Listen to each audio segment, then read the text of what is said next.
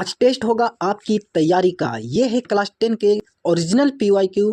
देखते हैं आप में से कितने स्टूडेंट सही आंसर दे पाते हैं। अपना स्कोर कमेंट बॉक्स में ज़रूर बताइएगा।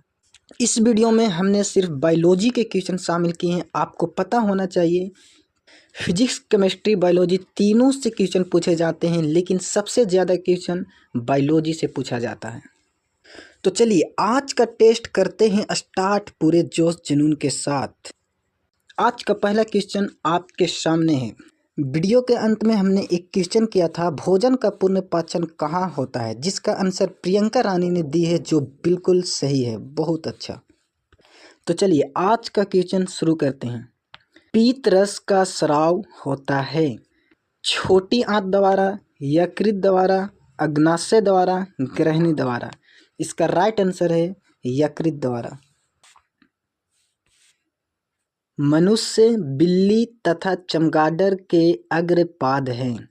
समजात अंग, असमजात अंग, अवशेषी अंग, इनमें से कोई नहीं। इसका राइट आंसर है समजात अंग। निम्न में से कौन पुनरुद्भवन का उदाहरण है? हाइड्रा, मेंढक, गाय, इनमें से कोई नहीं। इसका राइट आंसर है हाइड्रा। अब देखिए यहाँ पर समझने वाली चीज़ है कि पुनरुद्भवन का मतलब क्या होता है। पुनरुद्भवन का मतलब होता है किसी भी जीव के शरीर का कटा हुआ या खोया हुआ भाग फिर से बन जाना पुनरुद्भवन कहलाता है। यानी कि हाइड्रा का एक भाग यहाँ से अगर हम काट देंगे तो ये भाग उसका फिर से निर्माण हो जाएगा। अगर गाय का जो पूँछ होता है, पूँछ को अगर हम काट देंगे तो उसका पूँछ फिर से निर्माण नहीं हो पाएगा। मेंढक का कोई सा भी भाग हम काट देंगे तो वो अंग फिर से निर्माण नहीं हो पाएगा, लेकिन हाइड्रा में हो जाता है। यानी हाइड्रा में पुनरुद्भवन का गुण पाया जाता है, इसलिए इसका आंसर हाइड्रा होगा। निम्न में से कौन पुनरुद्भवन का उदाहरण है?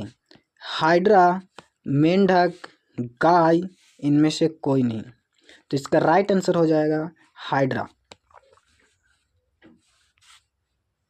किसी जीव की जीनी संरचना कहलाती है?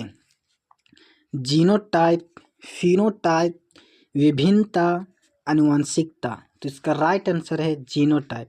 देखिए जीनोटाइप उसको कहते हैं जिस गुण को हम बाहर से नहीं देख सकते हैं उसे जीनोटाइप कहते हैं, और जिस गुण को हम बाहर से देख सकते हैं उसे फिनोटाइप कहते हैं। जैसे लंबाई, कलर।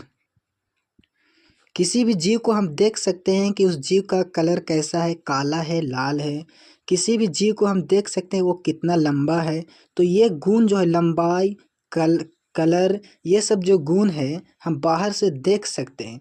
इसलिए ये जो जिस गुण को हम बाहर से देख सकते हैं उसे फिनोटाइप कहते हैं। यानी लंबाई कैसा गुण है तो फिनोटाइप है, कलर कैसा गुण है तो फिनोटाइप है। लेकिन जीनी संरचना क्या है तो जीनोटाइप है, क्योंकि जीन किसी भी इंसान के अंदर जो जीन होता है उसका उस जीन का संरचना कैसा है वो हम बाहर से नहीं देख सकते हैं, वो अंदर की चीज़ें हैं, इसलिए हम उसे जीनोटाइप कहेंगे। जिसे बाहर से जिस गुण को बाहर से देख सकते हैं उसे फिनोटाइप कहते हैं। इसे याद रखिएगा। तो इसका राइट आंसर क्या है?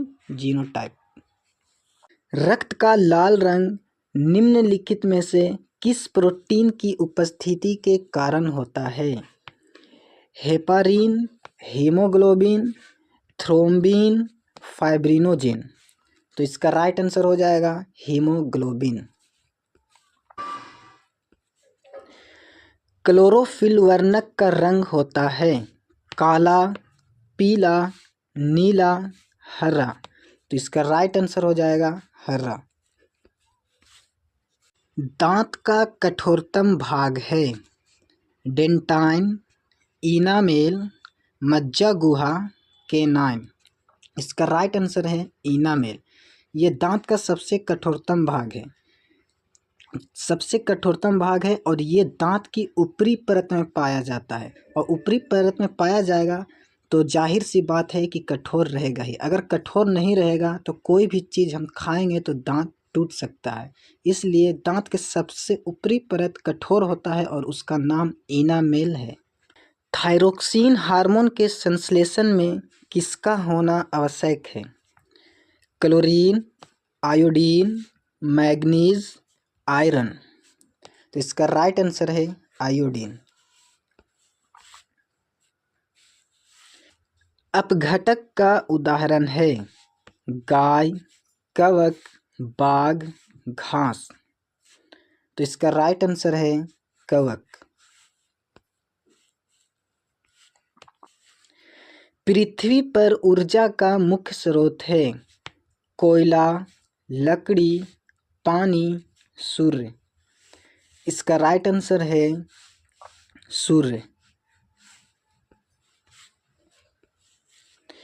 निम्नलिखित में से कौन पर्यावरण का हिस्सा है? वायुमंडल, जलमंडल, स्थलमंडल, इनमें से सभी। तो इसका राइट आंसर हो जाएगा डी, इनमें से सभी। एक वन पारिस्थितिक तंत्र में कितने पोषी स्तर होते हैं? 1, 2, 3, 4। तो इसका राइट आंसर हो जाएगा 4। फल पकाने वाला हार्मोन है एथिलीन, ऑक्सिन, जिबरेलिन, साइटोकाइनिन। तो इसका राइट आंसर है एथिलीन। गोबर छत्ता है एक मृत जीवी, एक परजीवी, एक सौपोषी, एक शैवाल। इसका राइट आंसर है एक मृत जीवी। देखिए यहाँ पर समझने वाली चीज़ है, गोबर कोई जीव नहीं है, लेकिन गोबर के अंदर जो जीव पाया जाता है वो मृत जीवी होता है। इसलिए ये ऐसा भी पूछ सकता है कि गोबर छत्ता के अंदर कौन सा जीव पाया जाता है, तो उसका आंसर हो जाएगा मृत जीवी। ओजोन का आणविक सूत्र है O2, O3, O4, O5। तो इसका राइट आंसर है O3। कवक में पोषण की कौन सी विधि है? स्वपोषी, समभोजी, मृतजीवी, इनमें से कोई नहीं। तो इसका राइट आंसर है मृतजीवी। पारिस्थितिकी तंत्र में ऊर्जा का प्रवाह होता है एक दिशीय, द्विदिशीय, बहुदिशीय, चक्रीय। तो इसका राइट आंसर हो जाएगा एक दिशीय।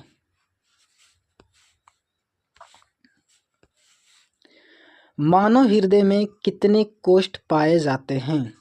1, 2, 3, 4। इसका राइट आंसर है 4। आज का क्वेश्चन यहीं पे समाप्त होता है। टोटल क्वेश्चन 18 था, तो आप बताइए 18 में से आपका कितना सही हुआ। अगर आपको ऐसे ही ओरिजिनल PYQ चाहिए तो चैनल को सब्सक्राइब कीजिए और वीडियो को लाइक कीजिए, और हाँ, कमेंट करना नहीं भूलिएगा। चलिए मिलते हैं नेक्स्ट वीडियो में नेक्स्ट टॉपिक के साथ। तब तक के लिए जय हिंद, जय भारत।